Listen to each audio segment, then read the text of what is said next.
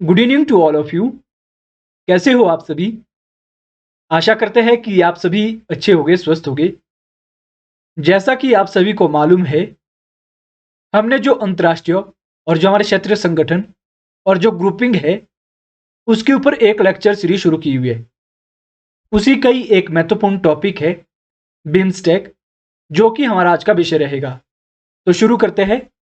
जो बिम्स्टेक है, इसकी फुल फॉर्म है bay of Bengal initiative for multi sectoral technical and economic cooperation.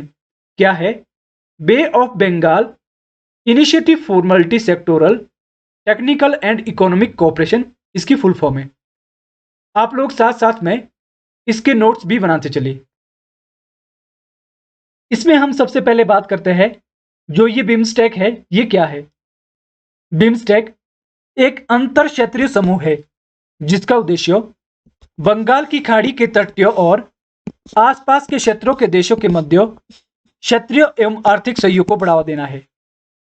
BIMSTEC का पूरा नाम है bay of Bengal initiative for multi sectoral technical and economic cooperation. Next हम बात करते हैं बिम्स्टेक के गठन की। बिम्स्टेक एक उपक्षेत्रीय संगठन है जिसकी स्थापना 6 जून 1997 में बैंकॉक घोषणा द्वारा की जाती है। बिम्स्टेक का प्रारंभिक गठन 4 देशों Bangladesh, India, Sri Lanka and Thailand के द्वारा किया जाता है, जिसका संक्षिप्त नाम था Bangladesh, India, Sri Lanka, Thailand economic cooperation.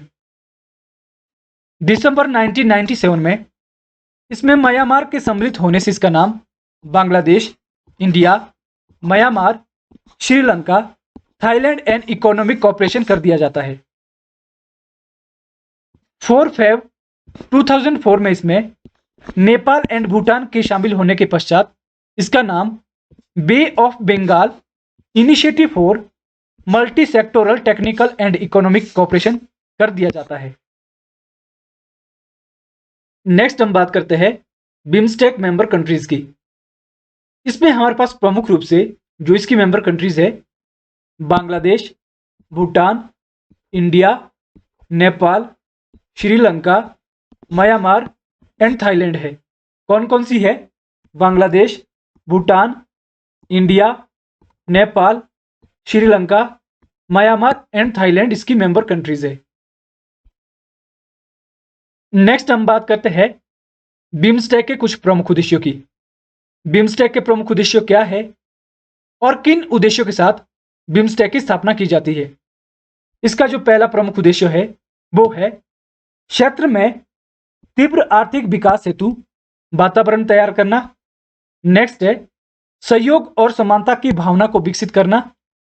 Next है सदस्य राष्ट्रों के साझा हितों के क्षेत्रों में सक्रिय सहयोग और पारस्परिक सहायता को बढ़ावा देना।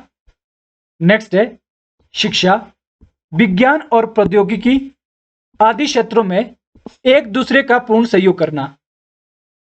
नेक्स्ट हम बात करते हैं बिम्स्टेक के प्रमुख सिद्धांतों की। इसके प्रमुख सिद्धांतों में हमारे पास प्रमुख रूप से जो पहला है वो है सम्मान संप्रभुता। नेक्स्ट है क्षेत्रीय अखंडता, राजनीतिक स्वतंत्रता, आंतरिक मामलों में हस्तक्षेप न करना, शांतिपूर्ण सहअस्तित्व, पारस्परिक लाभ। एंड नेक्स्ट है सदस्य राष्ट्रों के मध्य अन्य द्विपक्षीय, क्षेत्रीय और बहुपक्षीय सहयोग को प्रतिस्थापित करने के बजाय अन्य विकल्प प्रदान करना। नेक्स्ट हम बात करते हैं बिम्स्टेक की कुछ महत्वपूर्ण संपर्क परियोजनाओं की। इसकी जो महत्वपूर्ण संपर्क परियोजनाएं हैं, इसमें प्रमुख रूप से जो पहली है वो है कलादान मल्टी मॉडल परियोजना। ये जो परियोजना है ये भारत और म्यांमार को जोड़ती है। नेक्स्ट है एशियाई त्रिपक्षीय राजमार्ग। ये राजमार्ग म्यांमार से होकर भारत और थाईलैंड को जोड़ता है। नेक्स्ट है बांग्लादेश, भूटान, भारत नेपाल मोटरबान समझौता। ये जो समझौता है ये सदस्य राष्ट्रों के मध्य यात्री और माल परिवहन के निर्बाध प्रवाह हेतु है। नेक्स्ट हम बात करते हैं जो बिम्स्टेक है, इसका इंडिया के लिए क्या महत्व है। बिम्स्टेक भारत को 3 प्रमुख नीतियों के साथ आगे बढ़ने का अवसर देता है, जिसमें neighbourhood first, act east and economic development of Indian eastern state है। नेक्स्ट है बंगाल की खाड़ी के आसपास के देशों में चाइना के बेल्ट एंड रोड इनिशिएटिव के विस्तारवादी प्रभाव से भारत को मुकाबला करने का अवसर प्रदान करता है।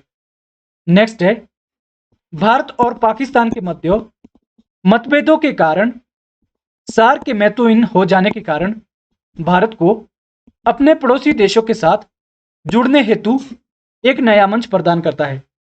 यह था हमारा आज का टॉपिक। आशा करते हैं कि आप सभी को पसंद आया हो। अगर पसंद आया हो तो मेरे चैनल को लाइक एंड सब्सक्राइब जरूर करें एंड मिलते हैं नेक्स्ट वीडियो में। Thanks to watch.